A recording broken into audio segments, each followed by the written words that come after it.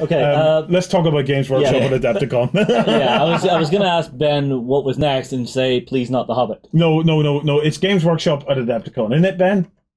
Yeah, so this is the announcements that came out of Adepticon this week earlier, and it's all sort of looking towards, well, both 40k and Age of Sigmar. Yeah. The main things that came out for Warhammer 40,000 was there was a new sort of preview, a little bit of a reveal, a little bit of a tease for the Imperial Knights, and they're getting themselves a new model, and I think the sort of ethos behind it seems to be there can never be too many guns. So there's a little bit of a teaser trailer for that. So it's an Imperial Knight covered in guns, which is pretty cool. Yeah. They're also going to be expanding upon that a little bit more with some more Imperial Knights down the road. So we saw the Armiger Warglaives as part of Forgebane, but they're also going to be adding a few more bits and pieces in there in terms of characters and stuff. See if some of these will play, Justin. Go up to that top one and see if you can skip it to see the Imperial Knight. Is the Imperial Knight in the video, Justin? Yeah, it is in there. It's sort of in there, sort of as little snippets towards the end of it. I think, okay, so go, skip through. Yeah, keep going. I kind of like this way. Oh, here we go. Off with. Oh my God! It does have a lot of guns, doesn't it? Hey man, I heard you like guns. Oh wow! Yes. Got armpit guns. Yeah. Okay. Yeah, I believe you now, Ben. Yeah. I believe you now. As well as that, there's also going to be the Imperial Knights Codex that's coming out very soon. So the Imperials are going to get that in their sort of wheelhouse. As well as that, something for Sam. The Harlequins are going to be getting themselves a proper hardback Codex, which is pretty cool. And then finally for the Imperials as well, we've also got the Death Watch Codex. So if you like those kind of things, you've got that coming up for you. Oh, very nice. Also on the front for Warhammer 40,000, there's also going to be a sort of a new app that comes out for you to build your armies on. I can't remember the exact name of it. It is in there somewhere, but it's called the Combat Roster. That's the name of it. Okay. So yeah, you can download the Combat Roster, give that a go, and it will help you build your armies and stuff for matched play. The other massive news as well that excited a lot of people was that there's going to be plastic Sisters of Battle finally in 2019. So not this year, but next year. So if you've got the patience to last a whole year, you'll be able to get your plastic Sisters of Battle in 2019, which is very cool. That is interesting because that is almost exactly 10 years from the point when we found out that there were already plastic Sisters of Battle. There you go, yeah. Whenever there was some Games Workshop studio guys came out, and we had heard about I think it was 2009, 2010, when we heard, there's plastic Sisters of Battle sitting there. You can be guaranteed it's not those. No. You can be guaranteed it's not those. But so they have been dumped and make Sisters of Battle people hopeful that they might get the Codex brought back out of White Dwarf. Oh, they will. Well, it does still exist as part of the ones that you can get in the little the booklets they came out with when the game launched. You could still get your hands on Sisters of Battle's rules and stuff. So they do exist out there. But there's absolutely going to be a Sisters of Battle Codex now. Without a doubt. It's there were a few people fielding them at the 40k Prague Open. Actually.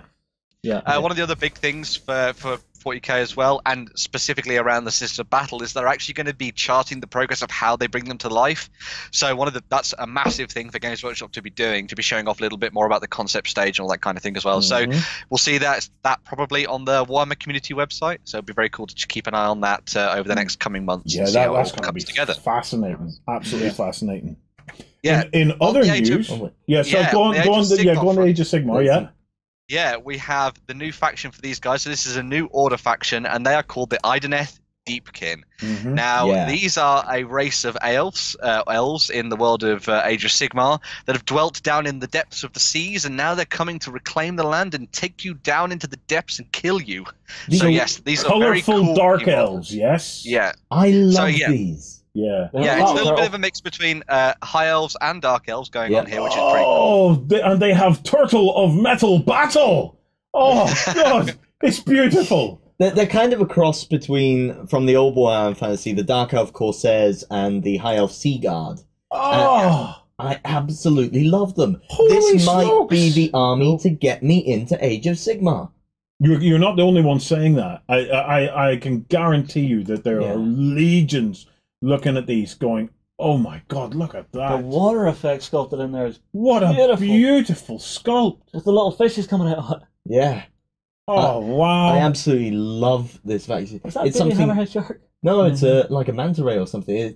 Not quite as big as a manta, but it's fresh, it's original, it's a cool take, and it draws on some things that were already in play.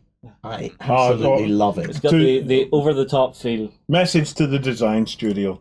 What? We are not worthy. Yeah. What that is, as a piece of design goes, Yeah. that is flipping fabulous. Yeah. What a beautiful, beautiful army. Yeah. I love it. And kudos to whoever come up with the turtle metal battle guys. Just absolutely. But awesome. I know what you're waiting for. I know What? exactly what you're waiting for. A Sharkarosaurus. No. What? No. A giant enemy giant. No. Do not put a giant enemy crab into that. The turtles. That could work. The turtles. Where you can, I can see that going is like more of the manta ray kind of stuff. Yeah. But I don't know. Oh, yes. high elves on single flying mantas around, almost like screamers. Yeah. Yeah. Like the old 40k nice. Dark Elves with the twin wing blade thing, just surfing on top of a manta. They exist now. Oh no, but similar to that design. Mm-hmm. Yeah. Well, Have it when as a you- cavalry option. Yes, Ben? when you have a look through the teaser video, if anybody gets a chance to have a peek, there are actually some snippets of what their cavalry is going to look like, and they appear to be sort of riding around on almost undersea sea dragons, which is kind of awesome. So it's kind of looking towards like the dragon knights of Caladors, I think they were from High Elves, so that's pretty cool. So yeah. Nice. I want this faction. Round of applause for that one. That what a release. Yeah. What a release. Yeah, just to finish off with what the news was from Adepticon as well, there's two main things. One of them is that there's going to be what's called the Warhammer Legends collection. Now, this is a little bit like their made-to-order scheme that they do already, but what's going to happen is they will take old models from the old world of Warhammer Fantasy, especially for now, and then they will give them updated rules for Age of Sigmar that you can use in not match play, but in any kind of other custom games you want to play. So if there's any cool models that come out in their metals that they want to redo as a made-to-order scheme, you can pick those up and they'll have rules for you to play on the tabletop. The other thing they're also going to be doing is that Games Workshop are going to be focusing on creating some event-exclusive miniatures in the future.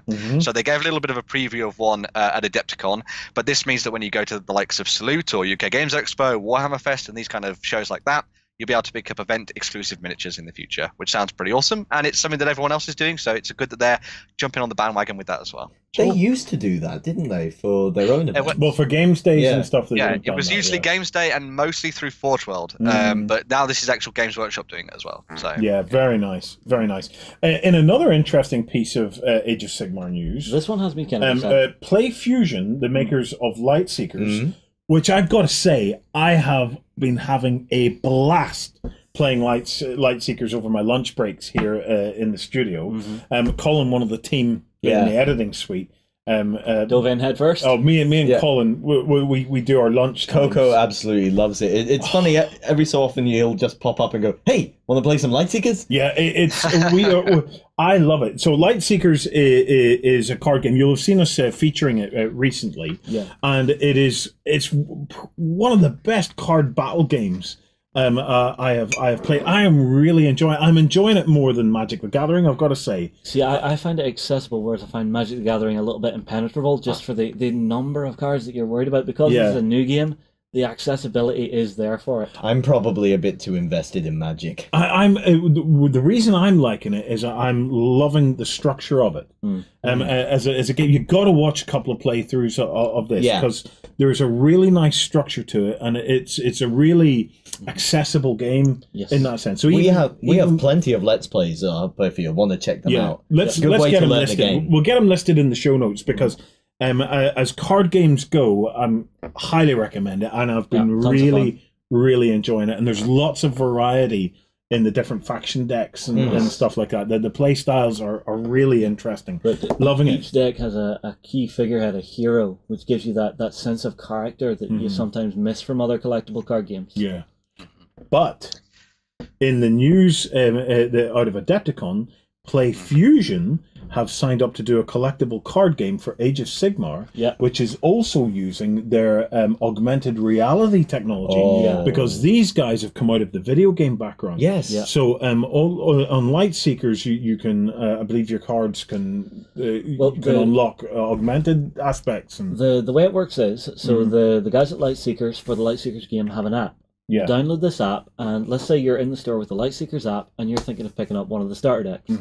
You hold your app on your phone up to the box. It scans the box, and then in an augmented reality format, the box contents pop out at you, and you're fit to scan through, see exactly what's in your starter set before you buy it. Then the cards themselves have like little pips around the side that you can scan, and have a digital version for not just the actual collection, but they have an augmented reality game itself, which runs in tandem, which is also a video game, which ties into these guys, grab my eyes, which are their action figures, which actually tie into an iPad, and I can use this guy as a controller on my iPad to play the video game version. Does this mean we could get Age of Sigmar action figures? Because I'm okay with that. What it does mean is, what they have is on the Age of Sigmar collectible card game, I believe that they are looking at the augmented reality aspect, so you could find Age of Sigmar characters popping up on the cards and stuff like that. Brilliant. There's some seriously awesome technology behind this. But what I want to say, and it's the most important thing, okay, all this augmented reality stuff is fine and dandy. These guys are very, very capable game designers. Oh, definitely. That Lightseekers, like, we don't bother, myself and Coco, with any of the augmented reality aspect of it. Can I scan all your cards then? It plays beautifully as a card game. It's a smooth, simple, fun card game. It is very good. That's what I've got high hopes for here. Let me put it this way. I played about, say, 3 to 4 games of this on camera, right? By the end of those 3 to 4 games, I sat down with the game designer, the person who actually created the mechanics and stuff for it, and was fit to play on a level footing with him. Really? Yeah, I felt like I had a good chance of winning all the way through. I felt like it was a nice, tight fight. I didn't feel like it was holding back, and it came right down to the wire, and it was such an edge moment to actually just tip it for victory one way or the other. Oh, very nice. That is the sign of a very good game. That pick up and play and being able to play on a level footing against someone who is so experienced at it. Okay. Yeah, so stay tuned for that very exciting news there, and a very, very good company to pick that one up. I've got high hopes for that one.